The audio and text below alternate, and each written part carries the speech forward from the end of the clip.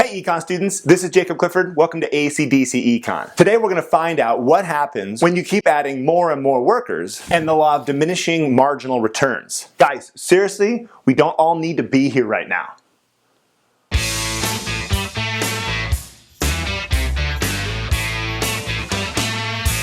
In this video, we're looking at the relationship between inputs, the resources to produce things, and outputs, the things that producers make. For example, when a pizza company hires more workers, what happens to the number of pizzas they can produce? Before we jump into it, there's a few details we have to cover. First, keep in mind that there's two types of resources, fixed resources and variable resources. Fixed resources are fixed. They don't change as you produce more, like a pizza oven. If you produce one pizza or 500 pizzas, you still need that one oven. Variable resources do change with the more that you produce. So the more pizzas you make, the more workers, dough, and cheese you need. Okay, here we go.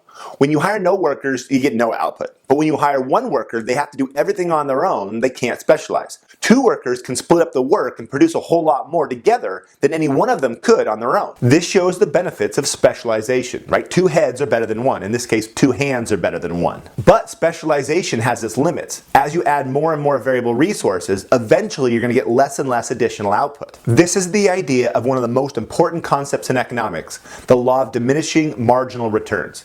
As you continue to add variable resources to fixed resources, the additional output will eventually decrease. Notice that I said that it will eventually decrease. It can increase because of specialization, but you keep hiring more and more workers, eventually you get less and less output. Here's some made up numbers to help you understand the concept. Right here, this first column is number of inputs, in this case workers. The second column is the number of output, the pizzas they can produce in 30 minutes. These numbers show the law of diminishing marginal returns, but it's easier to see them by calculating something called the marginal product. That's the additional output generated from hiring one additional worker. Okay, pause the video, see if you can calculate the marginal product on your own. When you're a jet, all the way from your first cigarette to your last dying day. The first worker can produce 5 pizzas, so the additional output they make is just those 5 pizzas. But when you hire 2 workers, they can produce 15. So the additional output from the second worker is an additional 10 pizzas. This shows the benefits of specialization. One worker can produce 5 pizzas on their own, but 2 workers can more than double that output. 3 workers can produce a total of 20 pizzas, but the additional output produced by that third worker is 5 pizzas. And of course, the fourth worker adds an additional 2 pizzas, and the fifth worker adds an additional 0. But now at the 6th worker, the total output actually falls. So the marginal product is -4. Now keep in mind, this is not because the workers are lazy or dumb. It's because of fixed resources. Okay, here's a question. With which worker does the law of diminishing marginal returns set in? I want to be in America. I want to be in America. I have to be in America. Now it's not the 6th worker, it's the 3rd worker. Notice the marginal product has been falling ever since the 3rd worker. That's diminishing returns. It's not when it actually goes negative. That's negative returns, a completely different concept. Actually, there's 3 stages of returns. Right here is stage 1, where the marginal product is increasing because of specialization. Total product is increasing at an increasing rate. Right here is stage 2, because the marginal product is falling because of fixed resources and the law of diminishing marginal returns. Total product is increasing, but at a decreasing rate. Right here is stage 3, and the marginal product is negative, which means the total product is actually falling.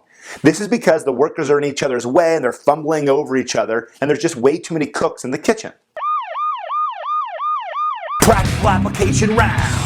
It's important to keep in mind that we're talking about economic theory here. The numbers in real life are never as perfect as the textbook. But the idea of diminishing marginal returns is super important for anyone who just wants to run a business and figure out how many workers to hire, to a government official trying to figure out the best economic policy. Think of a farmer fertilizing their land, right? A little bit of fertilizer, that helps. More fertilizer maybe gives you a little bit more output, but you can't get more and more output from more and more fertilizer. In fact, eventually the more fertilizer you put, the less output you're going to get. The same idea might apply to the government. A little bit of environmental regulation might help the environment a whole lot. But more and more regulation will eventually do less and less additional benefit to the environment. Anyways, it's important to understand this is just not textbook stuff. This actually can help you make decisions in your life, all right? Thanks for watching. Till next time. Hey, thanks for watching ACDC Econ. If you want to watch the next video about economies of scale, click right here. If you like movies and you like economics, then watch Econ Movies. Click right here. Also, follow me on Twitter at ACDC Leadership. If you have a question, that is hashtag AskClifford. Also, make sure to subscribe. Yes, subscribing tells me that I'm making good videos that you're using, that you like, and that you want more of them, all right? Thank you for watching. Until next time.